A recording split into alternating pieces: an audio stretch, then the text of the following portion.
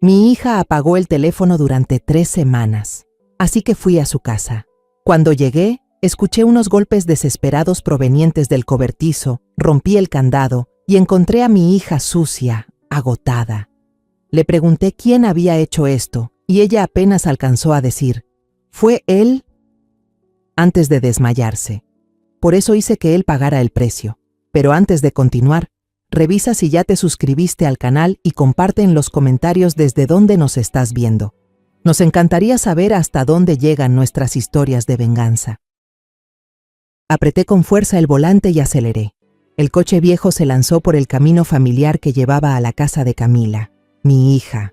Habían pasado exactamente 3 semanas desde la última vez que escuché su voz. En el asiento del copiloto, el teléfono yacía inmóvil, la pantalla completamente negra, ocultando una larga lista de llamadas perdidas y mensajes que nunca recibieron respuesta. Una inquietud, como una enredadera llena de espinas, me había apretado el corazón durante todos esos días, y hoy ya no podía soportarlo más. Me detuve frente al portón. Una mala corazonada se deslizó dentro de mí al ver que la reja de hierro no estaba cerrada. La empujé suavemente. El buzón estaba repleto, abultado por cartas y facturas que nadie había recogido. El patio delantero estaba tan silencioso que daba escalofríos. El triciclo rojo de Lucía, mi nieta, estaba volcado sobre el césped amarillento.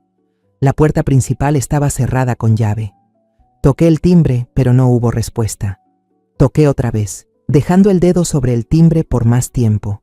Nada. El pecho se me apretó. Rodeé la casa hacia el patio trasero. «Camila, Armando, Lucía», llegó la abuela. Mi voz se quebró en aquel silencio absoluto. El patio trasero también estaba vacío. Una mezcla de confusión y desilusión cayó sobre mí. Seguramente habían salido, tal vez un viaje de último minuto. Traté de tranquilizarme. Pensé en ir a la casa de doña Carmen, la vecina, para preguntarle si sabía algo. Justo cuando me di la vuelta, un sonido muy tenue, casi imperceptible, llegó a mis oídos. Me quedé quieta, conteniendo la respiración para escuchar mejor. El corazón comenzó a latir con fuerza. Era un rasguño débil, desesperado. El sonido se repitió, proveniente del viejo cobertizo de lámina oxidada al fondo del jardín, un lugar que la familia solo usaba para guardar algunas herramientas y cosas viejas. Caminé rápido hacia el cobertizo. La puerta de lámina estaba cerrada con un candado industrial enorme y negro. Acerqué el oído al metal helado. Desde adentro, escuché gemidos débiles, entrecortados, casi irreconocibles. Luego otra vez ese sonido de uñas rascando con desesperación la parte interna de la puerta. Ya no había tiempo para pensar. El instinto de madre y el de una maestra de karate que llevaba años en mi sangre despertó de golpe. Retrocedí unos pasos, adoptando una postura firme. No apunté al candado, era demasiado resistente. Mi objetivo era la bisagra más débil, esa parte del metal delgado que unía el candado con la puerta. Lancé un golpe decisivo con el codo.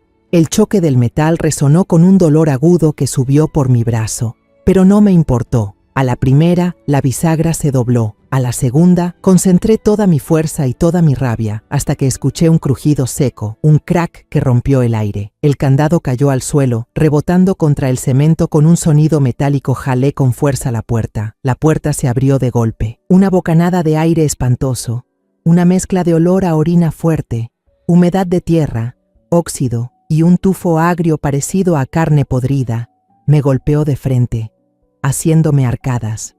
Mis ojos tardaron unos segundos en acostumbrarse a la oscuridad espesa del interior. Y entonces la vi.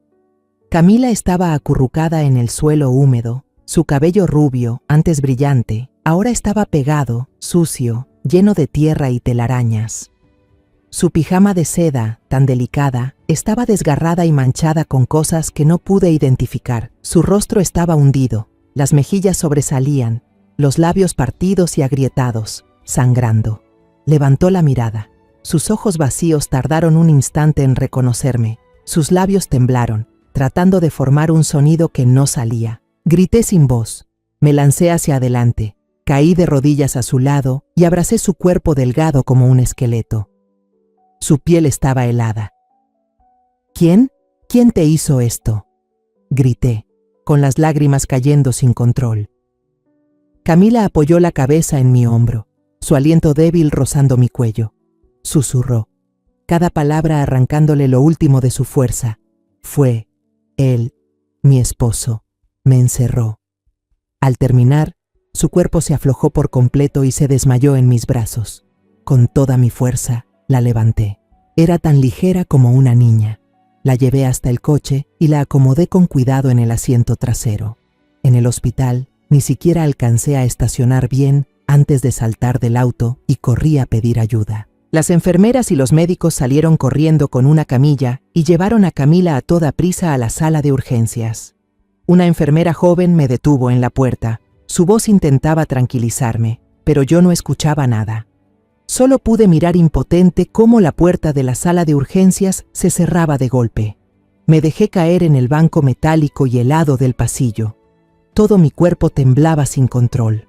Una pareja joven pasó caminando. El hombre rodeaba con dulzura los hombros de su esposa y ella apoyaba la cabeza en él con una sonrisa satisfecha. Aquella imagen tan simple fue como una llave que abrió de golpe un cajón de recuerdos que había guardado desde hacía mucho. El primer día que Camila llevó a Armando a presentarlo, el recuerdo volvió con la misma claridad que una película. Esa cena en mi casa fue muy cálida. Armando llevaba una camisa azul clara, cara, y traía una botella de vino fino que dijo venir del Valle de Guadalupe. Me estrechó la mano con firmeza, un apretón seguro, propio de un hombre exitoso. Me miró directo a los ojos, sin la menor timidez, y me llamó señora, con una voz tan educada y encantadora que podría derretir a cualquier madre. Durante toda la cena, no dejó de servirle comida a Camila. Contaba historias divertidas sobre su trabajo en bienes raíces, sobre negocios exitosos y viajes al extranjero. Mi hija, sentada a su lado, tenía los ojos brillando de una felicidad imposible de ocultar. Al mirarlos, pensé en silencio que mi hija era muy afortunada. Había encontrado a un buen hombre, un apoyo sólido. Cuánto me equivoqué. El sonido de las ruedas de una camilla avanzando con prisa por el pasillo, retumbando sobre el piso de cerámica, me devolvió de golpe a la dura realidad. Revisé mi teléfono otra vez, como un acto reflejo desesperado. La pantalla seguía negra. Silencio. Ese silencio me recordó aquellos momentos en los que el sonido se cortaba de repente. Fue una llamada telefónica de hace unos 6 meses. En la pantalla apareció el nombre de Camila, y respondí con alegría. Pero la voz de la niña al otro lado estaba tensa, apurada. Mamá, solo te llamo para ver cómo estás. ¿Te has sentido bien últimamente? Aún no alcanzaba a contestar cuando escuché a Armando hablar fuerte cerca de ella, su voz dura. ¿Con quién estás hablando? ¿Otra vez con tu mamá? Escuché la respuesta bajita de Camila. No es nada, amor. Mamá. Volvió rápido a mí. Voy a colgar. Estoy ocupada con algo. Y cortó de inmediato, dejándome solo el sonido largo de tut, tut, y una inquietud difusa. Una enfermera pasó con un rollo de vendas blancas en la mano. Ese blanco me hizo recordar de pronto la vez que vi un moretón en el brazo de la niña. Fue una mañana de domingo. Llegué a su casa sin avisar, llevando unos pastelitos que le gustaban. Camila estaba preparando café en la cocina. Llevaba un suéter de cuello alto y mangas largas, aunque hacía calor. Cuando estiró el brazo para tomar una taza del estante alto, la manga se deslizó sin querer, dejando al descubierto un moretón oscuro, marcado claramente con la forma de unos dedos sobre su muñeca blanca, una marca de mano. Inconfundible. Me quedé mirando ese moretón, sintiendo que el corazón se me detenía un segundo. Ella pareció notar mi mirada y bajó la manga enseguida, dándome una sonrisa forzada. Esa sonrisa, ahora que lo pienso, era tan torcida y tensa. Ayer me pegué con el borde de la mesa, mamá. Ya ves, siempre soy tan torpe. Recuerdo haber dudado, un frío recorriéndome la espalda, pero su sonrisa era tan perfecta, su explicación tan razonable, que terminé regañándome a mí misma por pensar demasiado, por desconfiar sin motivo. Ya no podía quedarme sentada. Me levanté y empecé a caminar de un lado a otro por el pasillo interminable. Cada paso era un latido de tormento. Recordé el encuentro con doña Carmen en el mercado local hace unos meses. Ella me había jalado cerca de su puesto de verduras, miró a su alrededor y bajó la voz para susurrar. Doña Teresa, no sé si debería decirle esto. No quiero meterme en lo que no me importa, pero ya van varias noches que escucho gritos desde la casa de su hija. Es la voz de Armando. Llega tarde, oliendo a alcohol. Me miró con unos ojos llenos de preocupación y compasión. Solo me preocupa la pobre Camila. Se le ve tan pálida últimamente. La advertencia de doña Carmen fue como una campana de alarma. Ya no podía seguir ignorándolo. Al día siguiente, tuve una conversación directa con mi hija. Camila y yo nos sentamos en el columpio del patio trasero de su casa, ese donde de niña me pedía que la empujara más alto. Le tomé la mano, la miré profundo a los ojos y le pregunté sin rodeos. Camila, dime la verdad. ¿Armando te ha hecho algo? Las lágrimas brotaron de inmediato, rodando por sus mejillas demacradas, pero ella sacudió la cabeza con fuerza, negando una y otra vez. No, mamá, él solo está estresado por el trabajo. La empresa está pasando por un mal momento. Él nos quiere mucho, a Lucía y a mí. La aconsejé con voz suplicante. Si no eres feliz, vuelve a casa. Hija, nuestra puerta siempre está abierta. Siempre estaré aquí. Camila se secó las lágrimas con prisa y su voz se volvió extrañamente firme. No puedo, mamá. No quiero que Lucía crezca en una familia rota. Yo puedo aguantar. No te preocupes. Yo puedo aguantar. Esa frase ahora retumba en mi cabeza como una maldición. Como cuchillas invisibles que cortan mi corazón le creí. Respeté su decisión. La dejé sola para enfrentar a ese demonio disfrazado de esposo. La verdad espantosa se escondía detrás de los moretones ocultos, de las mentiras torpes, de las llamadas apresuradas y, finalmente, de la puerta del almacén cerrada con llave. Todas esas piezas sueltas ahora encajaban para formar un cuadro completo. Un cuadro del infierno, y entendí que yo también había sido parte del silencio que permitió esta tragedia. El torbellino de recuerdos y remordimientos en mi mente se interrumpió por el sonido apresurado de unos pasos en el pasillo. La puerta de urgencias se abrió de golpe. Un médico mayor, con el rostro surcado por arrugas de cansancio y la expresión grave de quien ha visto demasiado sufrimiento, salió y pronunció mi nombre. Doña María Teresa. Me puse de pie de un salto, con el corazón cayéndoseme al estómago. Me invitó a pasar a una pequeña oficina con un aire saturado de desinfectante. No fue al grano. Me explicó el estado de Camila con términos médicos fríos que yo trataba de entender a través de la niebla del miedo. Desnutrición grado 3, deshidratación electrolítica severa, fiebre alta causada por infecciones en las llagas de la piel por permanecer inmóvil durante demasiado tiempo. Cada palabra era como un martillazo en mi pecho. Se detuvo, se quitó los lentes y me miró directo a los ojos con una expresión cruda, llena de lástima. Doña Teresa, en palabras sencillas, el cuerpo de su hija prácticamente se está devorando a sí mismo para sobrevivir. En el estómago no encontramos casi nada, solo restos de comida enlatada vencida y agua de lluvia. Tuvimos que hacerle un lavado gástrico para eliminar todas esas sustancias tóxicas. Me quedé paralizada. Agua de lluvia. Mi hija había tenido que beber agua de lluvia para sobrevivir. Tenía la garganta seca, incapaz de pronunciar palabra. Me permitieron entrar a la unidad de cuidados intensivos. Al empujar la pesada puerta, sentí que estaba entrando en otro mundo. Camila yacía ahí, pequeña y frágil hasta el extremo, entre las sábanas blancas. Su brazo delgado y pálido estaba cubierto de tubos intravenosos. Una mascarilla de oxígeno transparente cubría su rostro demacrado. El monitor cardíaco al lado de su cama hacía sonar un bip, bip constante, un sonido mecánico y sin alma, pero que en ese momento era la melodía más dulce que jamás había escuchado. Era la única prueba de que mi hija seguía con vida, que todavía estaba luchando. Me acerqué despacio. Arrastré una silla hasta al lado de la cama y temblando, tomé su mano. Su piel estaba helada, sin un atisbo de calor.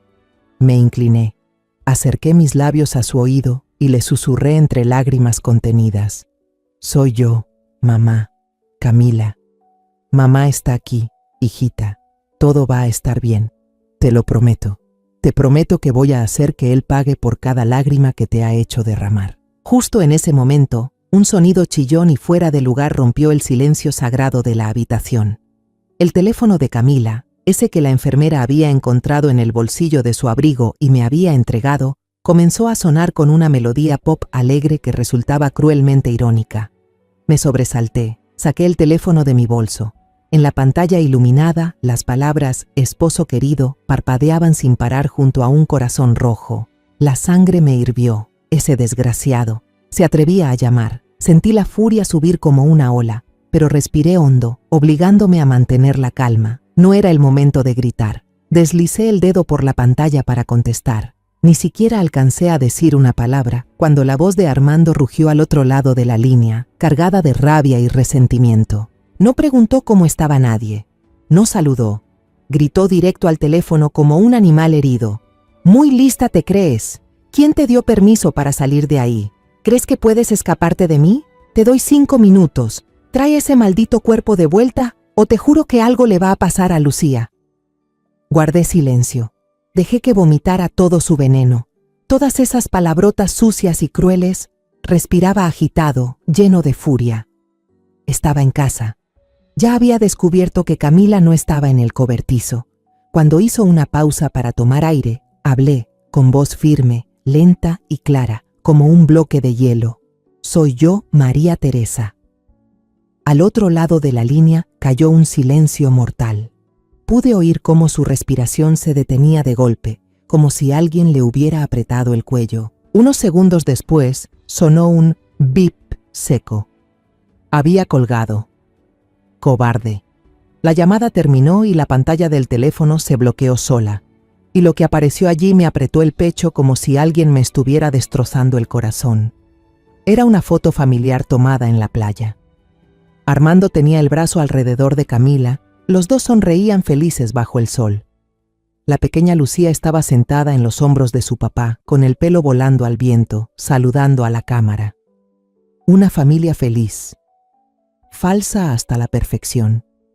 Una mentira enmarcada. Si no quieres que le pase algo a Lucía... La amenaza de él retumbaba en mi cabeza. No había encontrado a Camila. Estaba en esa casa. ¿Y Lucía?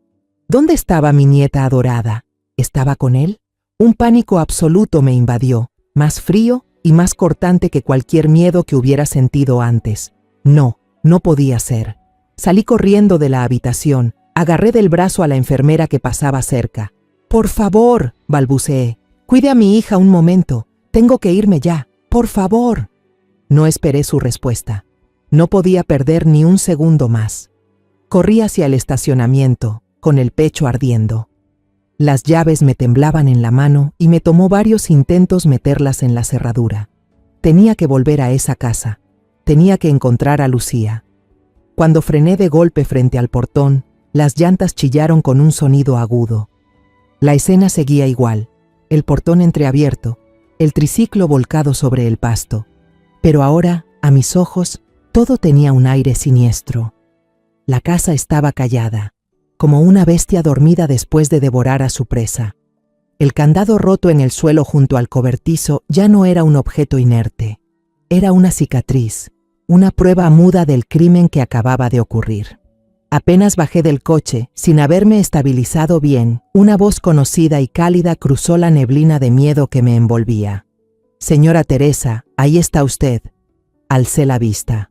Doña Carmen, mi vecina amable, estaba en el porche de su casa, con una regadera en la mano, y quien sostenía fuertemente su mano era Lucía, mi nieta. En ese instante, el tiempo se detuvo. Lucía me vio, abrió los ojos de par en par y, sin pensarlo un segundo, soltó la mano de doña Carmen, cruzó corriendo la calle y se aferró a mis piernas, rompiendo en un llanto desconsolado. Era un llanto contenido por demasiado tiempo, lleno de angustia y miedo. Me dejé caer de rodillas, sin fuerzas en las piernas. La abracé con todas mis fuerzas, hundiendo el rostro en su cabello suave que olía a sol. «Mi Lucía, ya estoy aquí», susurré con la voz quebrada.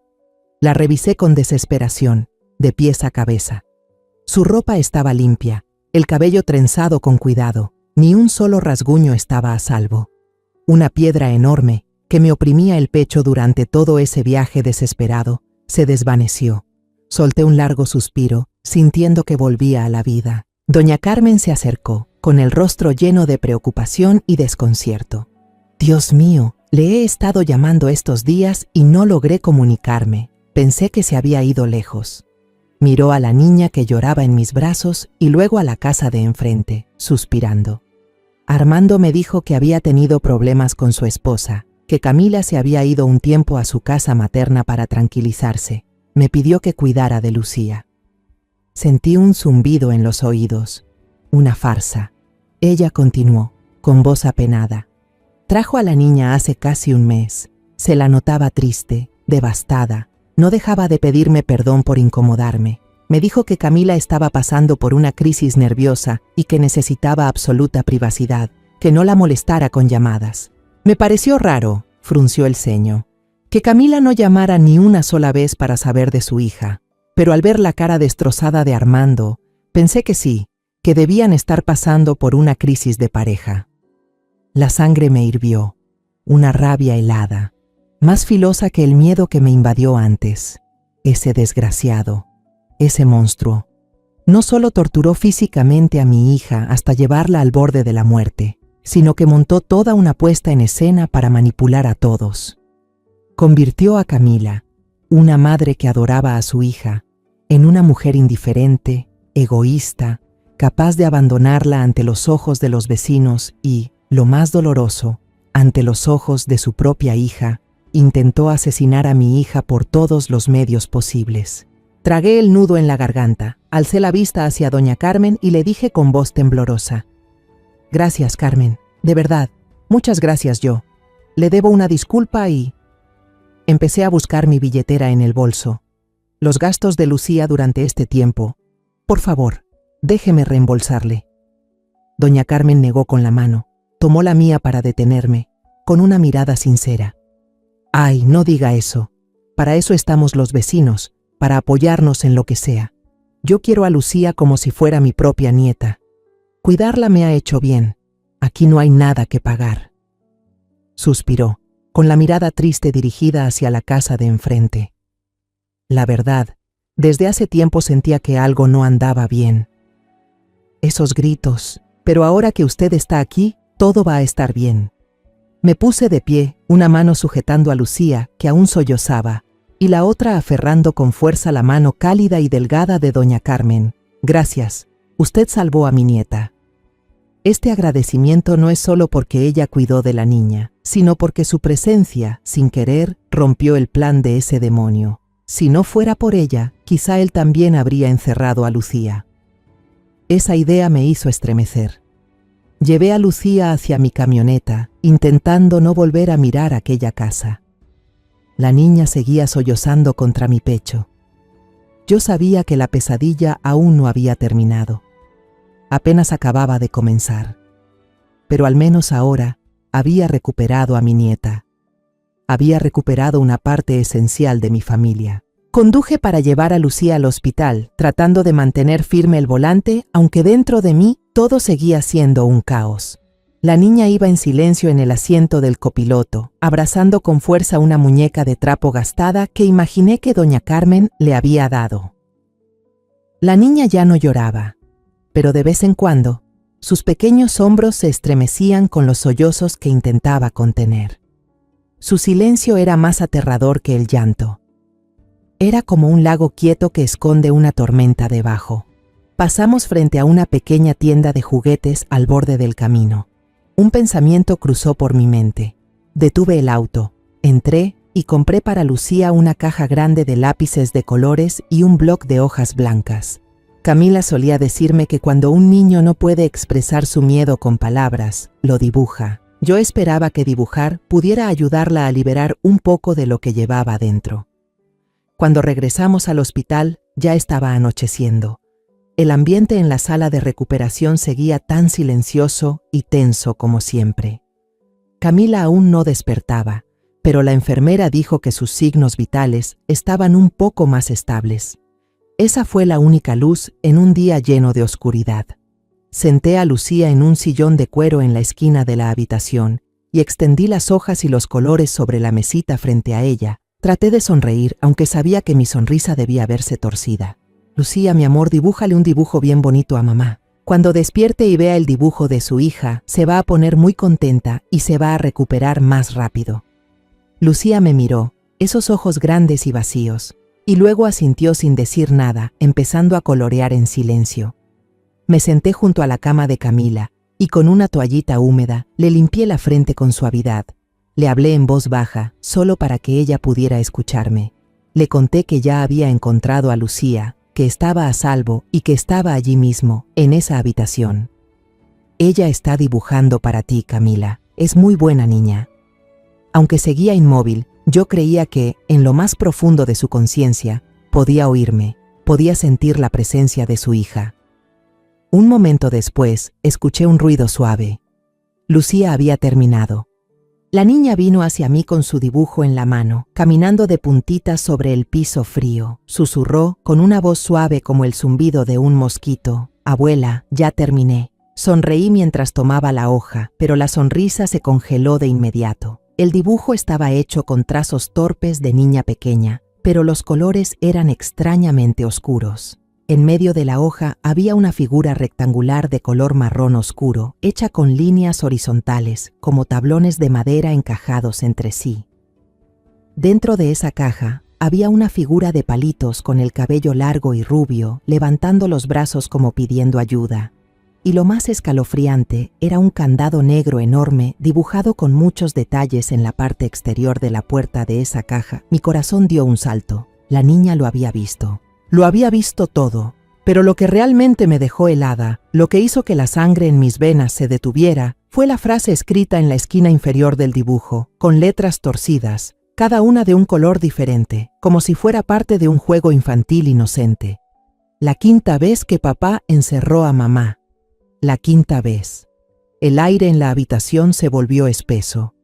Me arrodillé a la altura de los ojos de Lucía, tratando de mantener mi voz tan calmada como podía, aunque mi pecho gritaba: «Lucía, mi amor, este dibujo, ¿qué significa?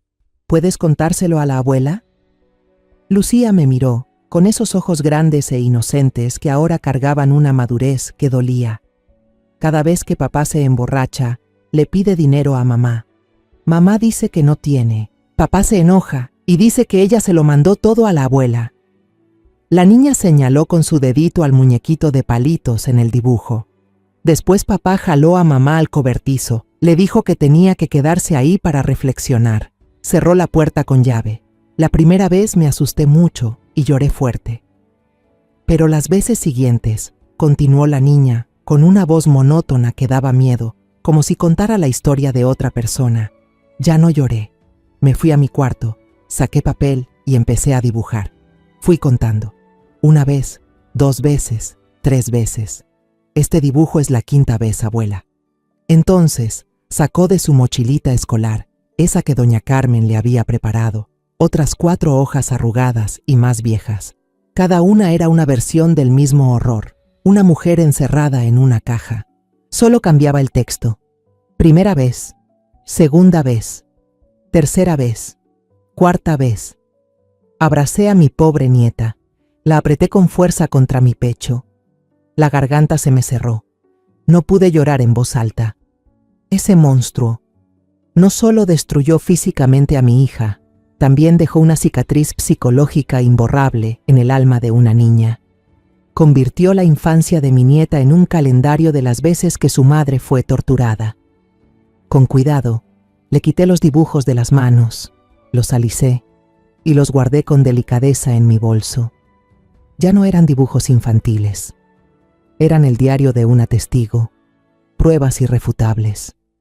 Miré el rostro agotado y dormido de Camila en la cama del hospital, luego a mi nieta temblando entre mis brazos. El silencio se había terminado, la resignación se había acabado. Mañana, lo primero que haré será ir a la comisaría, ahora ya no solo por Camila, también por Lucía. A la mañana siguiente, dejé a Lucía con una joven enfermera de buen corazón. Le mentí diciendo que tenía que salir a comprar unas cosas personales para Camila. No quería que la niña tuviera que ir a un lugar frío como la comisaría. Apreté la correa de mi bolso, sintiendo los bordes de las hojas dentro. Eran mi arma. La comisaría de la ciudad era tan vieja y fría como la imaginaba. En el aire flotaba el olor a papeles viejos y café rancio. Le conté brevemente lo sucedido al agente de guardia, un hombre de mediana edad que parecía hastiado de su trabajo. Bostezó y con desgano me indicó que fuera a una oficina al fondo del pasillo, donde me pidió que esperara. El cuartito era estrecho y oscuro. Al rato entraron 2 policías, uno mayor, barrigón, con la cara roja por el alcohol o la presión alta. Su placa decía Morales. El otro era más joven, alto, delgado, con una mirada más despierta. Se llamaba Soto. Empecé a contarles toda la historia. La voz me temblaba por la emoción contenida, pero hice el esfuerzo de hablar con claridad. Desde que no pude comunicarme con Camila, hasta cuando tuve que romper la puerta del cobertizo, la condición espantosa de mi hija en el hospital, y finalmente, lo que Lucía me había contado y dibujado. Puse solemnemente los 5 dibujos sobre la mesa metálica y fría. Esto, dije con la voz ronca, esto es la prueba. Mi nieta lo vio todo. El policía joven, Soto, recogió los dibujos y los miró con cuidado. Frunciendo el ceño, vi un rayo de esperanza. Pero el oficial mayor, Morales, apenas les echó un vistazo y luego hizo un gesto impaciente con la mano. Señora, estos solo son dibujos de una niña. No podemos acusar a nadie con esto. Los niños tienen mucha imaginación.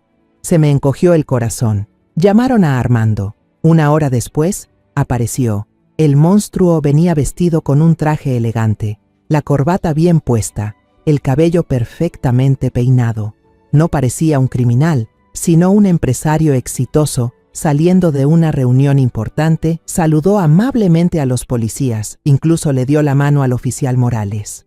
Al verme, fingió una expresión de sorpresa y luego, casi de inmediato, la transformó en una cara de profundo dolor. Un actor de primera. Mamá, te he estado buscando a ti y a Camila por todos lados. Me tenías muy preocupado. Y entonces, Armando comenzó su espectáculo. Dijo que Camila estaba profundamente deprimida desde que su pequeño negocio empezó a tener problemas. Contó que ella solía tener conductas autodestructivas, que se encerraba durante horas en su habitación. Hablaba con una voz cargada de tristeza, como si fuera el esposo más dedicado y sufrido del mundo. Esta vez su enfermedad empeoró, dijo, con los ojos llenos de lágrimas. Dijo que quería ir al almacén para encontrar un poco de paz, para liberar la presión. Yo traté de detenerla, pero gritaba, me decía que si no la dejaba sola, iba a hacer una locura. Yo solo supe cerrar la puerta desde afuera para asegurarme de que no saliera a la calle y se hiciera daño. Para reforzar su descarada mentira, sacó de su maletín de cuero caro una hoja escrita a mano, cuidadosamente doblada. Esta es la carta que dejó sobre la mesa antes de encerrarse. Decía que estaba cansada, que ya no quería seguir viviendo. El oficial Morales tomó la carta de despedida y la leyó por encima. La letra se parecía mucho a la de Camila. Yo sabía con certeza que él la había obligado a escribirla o la había falsificado en algún momento. Ya no pude aguantar más. Grité. Eso es mentira. Todo es mentira. Él ha estado torturando a mi hija.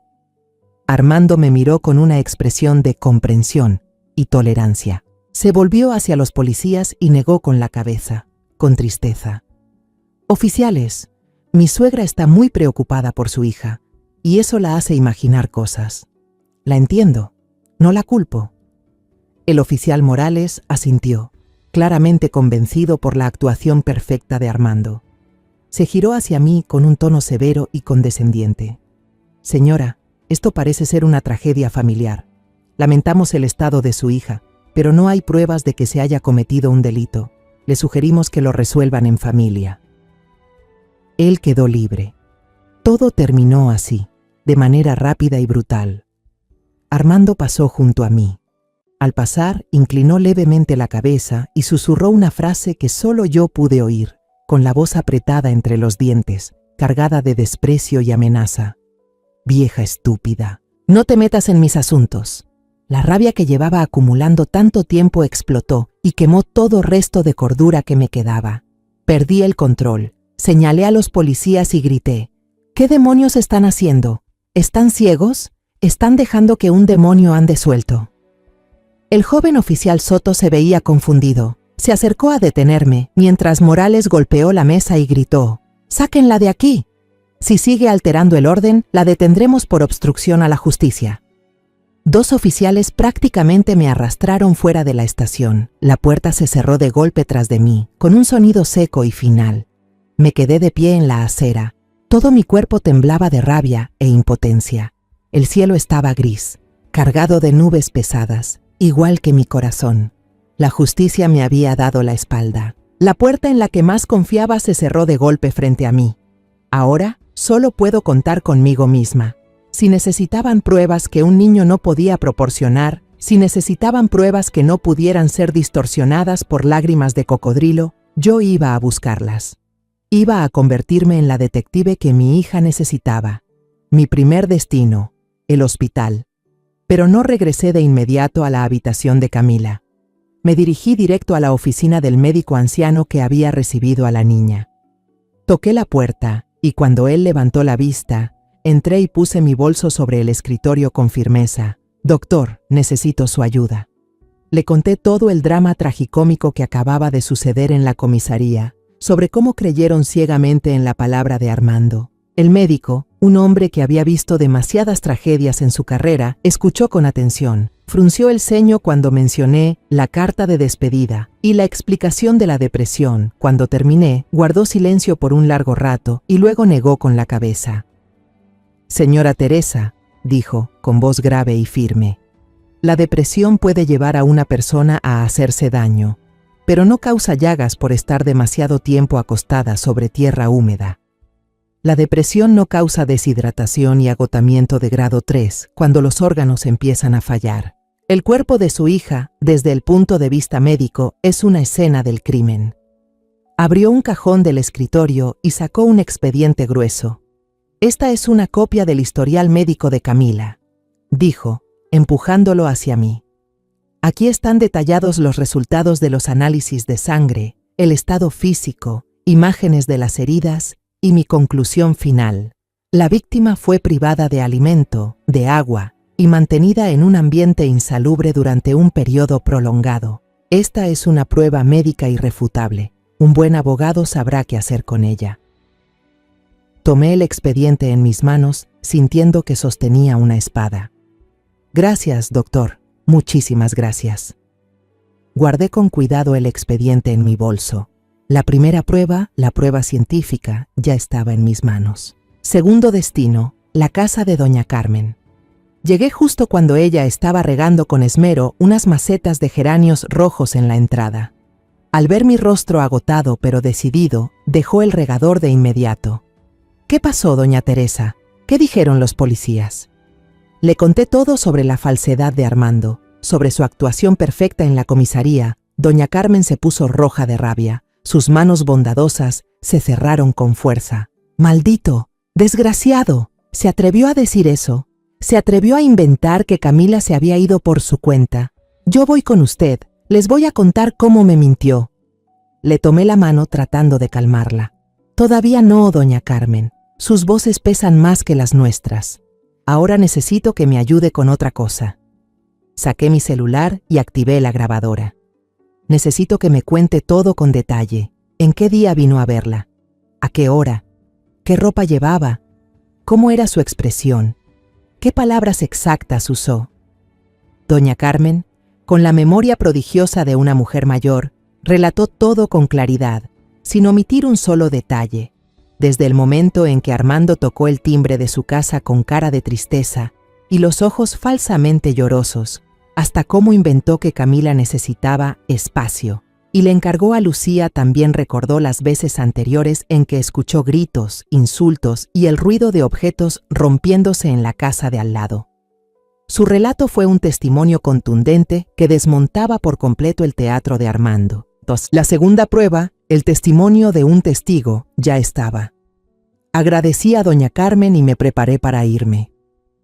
Al bajar los escalones de su casa, mi mirada se desvió sin querer hacia la calle. Desde ese ángulo, desde el porche de la casa de doña Carmen, se podía ver claramente el patio trasero de la casa de mi hija.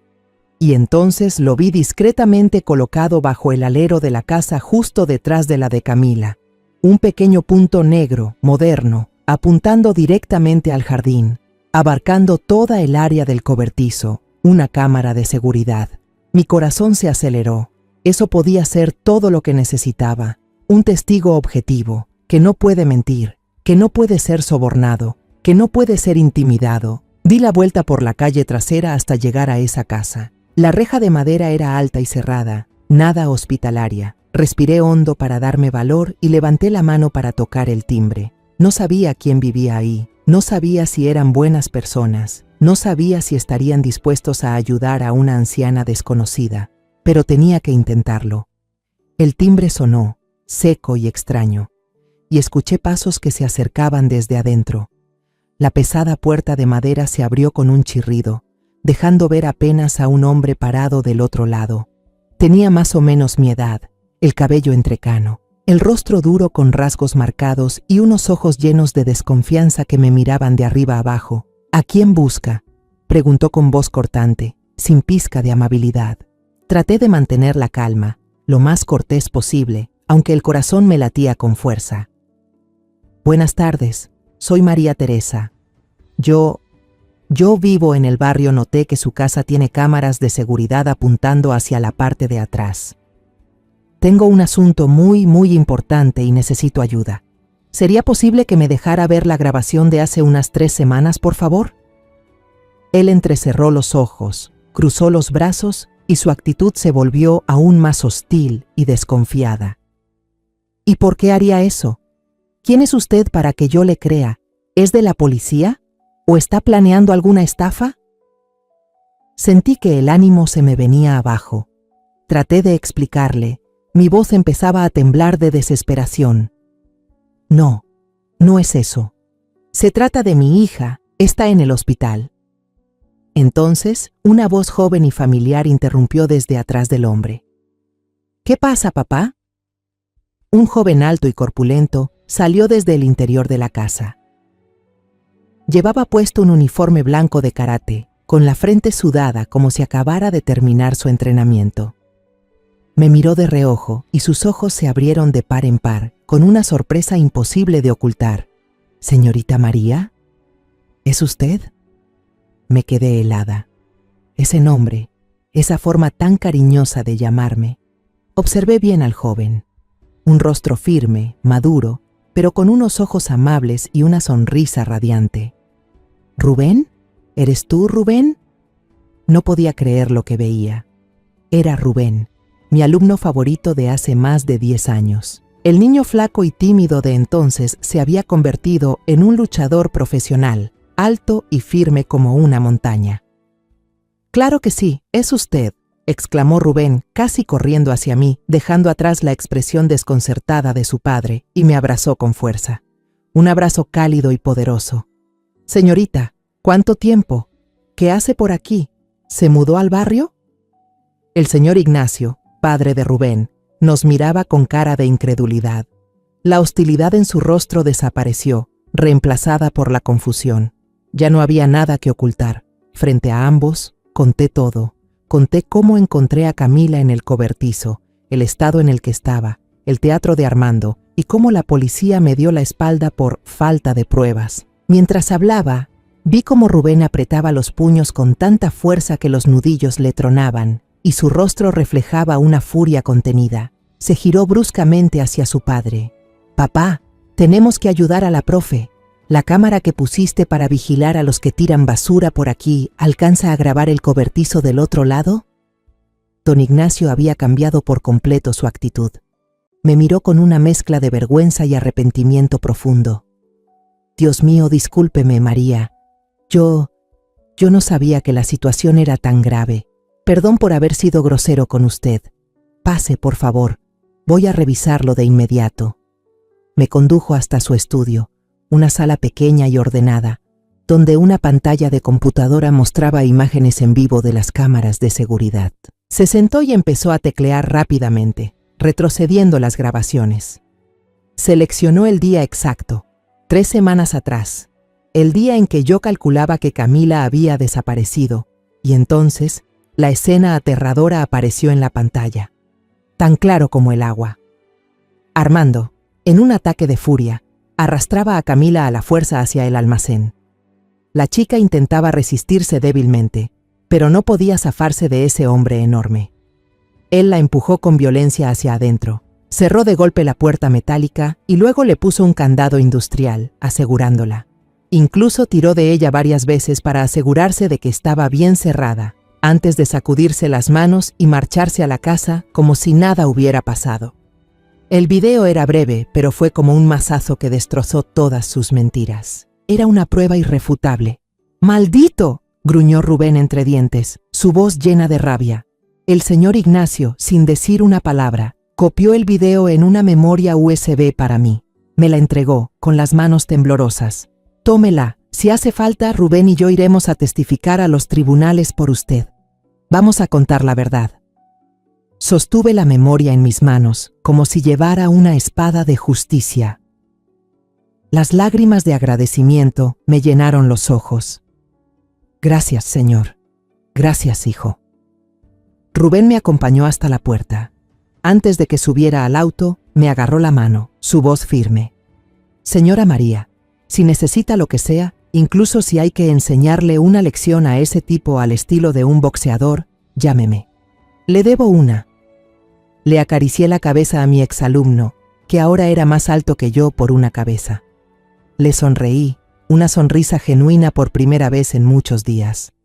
Gracias, Rubén, pero esta vez dejaré que la ley haga su trabajo. Subí al auto, apretando con fuerza la USB en la palma de mi mano. Ya tenía un plan claro en mente. No volvería a esa comisaría. No entregaría esta prueba a esa gente ciega y sorda. Iba a ir a un lugar con más poder. Un lugar donde mi voz pudiera ser escuchada por toda esta ciudad. Manejé directo al centro, hasta el edificio de cristal del periódico La Voz de la Justicia. Allí trabajaba Aida, mi mejor amiga desde la secundaria. Aida no era solo una periodista, era una guerrera con pluma, famosa por sus reportajes de investigación sobre violencia doméstica e injusticias sociales. La llamé desde el estacionamiento con la voz ronca. Aida, soy yo, Teresa, tengo una historia horrible, necesito tu ayuda. Sin dudar, Aida respondió al instante. Sube a mi oficina, piso 15. La oficina de Aida era tal cual ella, caótica pero con orden, llena de energía, papeles, borradores, fotos pegadas por todas partes. Aida, con su cabello corto y algunas canas visibles, y esos ojos filosos detrás de los lentes, al verme tan demacrada, corrió a abrazarme. Dios mío, Teresa, mírate. ¿Qué pasó? Me dejé caer en la silla frente a su escritorio y puse todo mi arsenal sobre la mesa. La USB, un expediente médico grueso, 5 dibujos de Lucía y el celular que todavía contenía la grabación del testimonio de doña Carmen. Aquí, le dije, están las pruebas y esta es la historia. Le conté todo, sin omitir un solo detalle, desde las sospechas vagas hasta la escena en el almacén, el dolor de Lucía y la indiferencia de la policía. Aida escuchó con atención. Su rostro pasó de la sorpresa a la preocupación y luego a una indignación brutal. Tomó la USB y la conectó al ordenador. Cuando el video de Armando arrastrando a Camila apareció en pantalla, Aida golpeó la mesa con fuerza, haciendo volar los papeles. Malnacido, no perdió ni un segundo. Agarró el teléfono y llamó a su equipo. Una reportera joven y entusiasta, un fotógrafo veterano y una experta legal del periódico. Se reunieron de inmediato en su oficina. Aida expuso el caso con una voz firme y poderosa. Esto no es solo una noticia, es una batalla. Vamos a desenmascarar a ese tipo y a exhibir la negligencia de la comisaría. Vamos a exigir justicia para Camila. En cuestión de horas, el aparato mediático comenzó a moverse a una velocidad vertiginosa. Un fotógrafo llegó al hospital. Con mi permiso, tomó las imágenes más reales. Camila acostada en la cama, el rostro cuidadosamente cubierto para proteger su identidad, pero sin poder ocultar los estragos. Los moretones seguían marcados en sus delgados brazos. También fotografiaron 5 cuadros de Lucía, colocándolos uno al lado del otro como una secuencia trágica. Aida fue quien escribió directamente el artículo principal. Puso un titular imposible de ignorar. Abuela cinturón negro en karate rompe la puerta y rescata a su hija encerrada por su esposo durante 3 semanas en un almacén. ¿Dónde estaba la policía? El reportaje no solo contaba la dolorosa historia de Camila y su madre, sino que incluía un video, imágenes del expediente médico que demostraban los abusos y extractos de la declaración grabada de doña Carmen. Esa noche, el artículo fue publicado en la portada del diario digital. Estalló como una bomba. Las compartidas se multiplicaban por miles. El video del comportamiento de Armando se viralizó en todas las redes sociales como una tormenta. El hashtag número 1 a nivel nacional en solo unas horas, la opinión pública ardía. Miles, luego decenas de miles de comentarios expresaban una indignación total hacia Armando y criticaban duramente la negligencia del cuerpo policial, especialmente del agente Morales. Los canales de televisión más importantes empezaron a cubrir la historia, entrevistando a especialistas en violencia doméstica. Nuestra historia ya no era un asunto privado. A la mañana siguiente, ante la presión abrumadora de los medios y la opinión pública, el jefe de policía de la ciudad tuvo que convocar una rueda de prensa urgente. Tenía el rostro pálido. Anunció que reabrirían la investigación con un equipo especial, comprometiéndose a esclarecer el caso con rapidez y transparencia. Al mismo tiempo, informó que el agente Morales había sido suspendido temporalmente mientras se investigaban sus responsabilidades. Esta vez, la policía actuó con rapidez. Rodearon y allanaron la casa de Armando. Y comenzaron a salir a la luz verdades aún más terribles, facturas de deudas de juego escondidas bajo la cama, documentos falsificados con la firma de Camila para solicitar préstamos bancarios, correos electrónicos con amenazas de prestamistas. No solo era un abusador, también era un estafador ahogado en deudas. Se emitió una orden de captura nacional contra Armando, pero había desaparecido durante una semana entera, no hubo rastro alguno. El miedo volvió a meterse poco a poco en mí. ¿Y si lograba escapar? ¿Y si nunca lo atrapaban?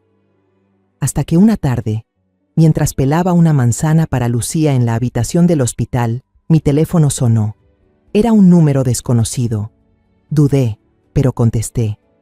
La voz al otro lado sonaba formal. Señora Teresa, habla el jefe de policía. La llamamos para informarle que hemos capturado a Armando.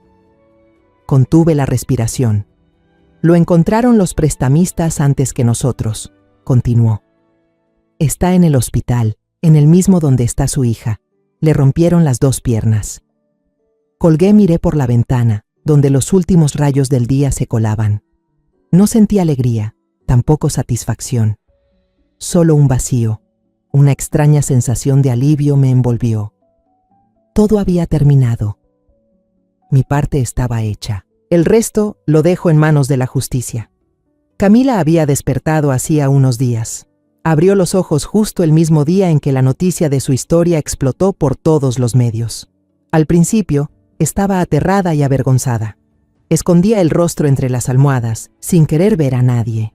Pero cuando la enfermera joven le trajo una tableta y le mostró miles de comentarios, miles de mensajes de mujeres desconocidas de todo el país enviándole ánimo, compartiendo sus propias historias, la niña empezó a calmarse poco a poco. Esas palabras eran como brazos invisibles que la abrazaban, susurrándole que no estaba sola, que su dolor no era una vergüenza. Camila sabía todo lo que yo había hecho. No dijo ni una palabra de agradecimiento vacío. Simplemente tomó mi mano áspera y la apretó con fuerza, con los ojos llenos de lágrimas mirándome. En esa mirada vi todo: gratitud, arrepentimiento y una nueva vida empezando a brotar. Lo primero que hizo cuando pudo sentarse fue pedirme que llamara a Aida. Quería ver a la abogada del periódico. Quería firmar con su propia mano la solicitud de divorcio unilateral y la petición de custodia total de Lucía. El día del juicio de divorcio, Armando tuvo que llegar en silla de ruedas.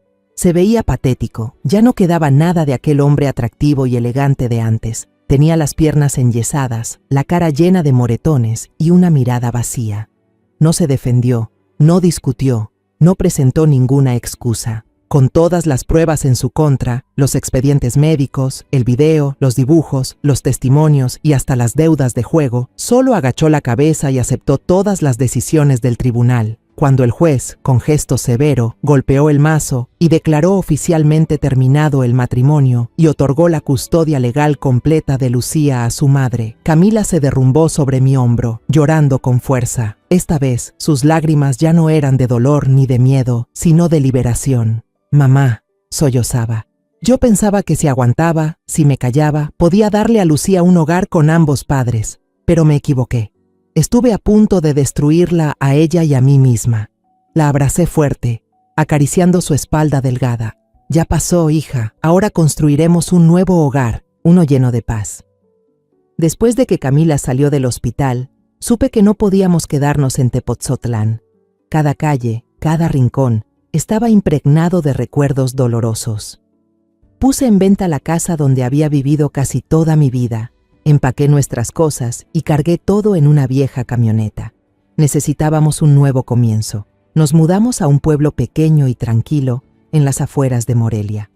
Parecía sacado de un cuento, con calles de adoquines, un aire fresco con olor a flores y casas pintadas de colores vivos. Usé todo el dinero de la venta para comprar una casita con un gran jardín trasero. Nuestra nueva vida comenzó con calma. Camila, con su talento innato para la pintura, abrió una pequeña escuela de arte en casa. Era especial, daba clases a niños con autismo y a otros pequeños de familias con pocos recursos del pueblo. Ese trabajo, el de sanar almas jóvenes a través del arte, terminó sanándola a ella misma. Lucía empezó a ir a una escuelita rural donde maestras y compañeros la recibían siempre con sonrisas. El miedo y el silencio en su mirada se fueron desvaneciendo, reemplazados por la alegría y travesuras propias de una niña de su edad. Ya no dibujaba cuadros oscuros. Sus dibujos ahora estaban llenos de colores brillantes. Una abuela agachada cuidando el jardín, una mamá amorosa enseñando a pintar, nuevos amigos tomados de la mano bajo el sol. Y yo encontré la felicidad en las cosas más simples. Removía la tierra, sembraba semillas, cuidaba mis hileras de albahaca, menta y romero. El jardín se volvió mi reino. Cada mañana me levantaba temprano, preparaba una tetera de infusión aromática y me sentaba en el porche a mirar el jardín verde aún cubierto de rocío. Una tarde de verano, el sol caía como miel sobre el pasto. Camila y Lucía estaban en el jardín, pintando juntas. La risa clara de madre e hija resonaba, mezclándose con el canto alegre de los pájaros. Camila levantó la vista hacia mí y me sonrió. Una sonrisa realmente tranquila y feliz. Una sonrisa que pensé que nunca volvería a ver. Tomé un sorbo de té y sentí cómo el dulzor suave se esparcía por mi boca. La tormenta había pasado. El cielo volvía a estar despejado. Sobrevivimos. Y la paz, al fin, realmente había regresado. Y ahora que todo se ha calmado, solo quiero decirles a todos los que están escuchando la historia de mi hija y mía: por favor, nunca guarden silencio ante la violencia. Nunca sacrifiquen su paz ni la de sus hijos solo por las palabras familia. Hay heridas físicas que sanan con el tiempo, pero hay cicatrices en el alma que acompañarán a los niños para siempre. Yo solía creer que respetar las decisiones de mi hija era amarla, que el silencio era no intervenir, pero estaba equivocada. El amor verdadero es atreverse a actuar, atreverse a alzar la voz, atreverse a superar el miedo para proteger a quienes amamos. Si yo no hubiera actuado, habría perdido a Camila. Si no hubiera regresado a tiempo a esa casa, habría perdido también a Lucía. Por eso, si sienten que algo no está bien, confíen en su intuición. No esperen, no duden. Una acción a tiempo puede salvar una vida. Sean quienes rompan el silencio. Son la voz de la justicia, incluso cuando el mundo entero les dé la espalda. Porque la justicia, a veces, comienza con una madre que aprieta el volante con fuerza y dice: basta. La historia que acaban de escuchar ha sido modificada en nombres y lugares para proteger la identidad de quienes estuvieron involucrados. No la compartimos para juzgar, sino con la esperanza de que alguien escuche y se detenga a reflexionar. ¿Cuántas madres están aguantando en silencio dentro de su propio hogar? De verdad me pregunto, si estuvieras en mi lugar, ¿qué harías tú? ¿Elegirías callar para mantener la paz o te atreverías a enfrentarlo todo para recuperar tu voz? Quiero saber tu opinión, porque cada historia puede ser una vela que ilumine el camino de alguien más. Dios siempre bendice, y yo creo firmemente que la valentía nos lleva hacia días mejores. Por ahora, en esta pantalla final dejaré 2 de las historias más queridas del canal. Estoy segura de que te van a sorprender. Gracias por haberte quedado conmigo hasta este momento.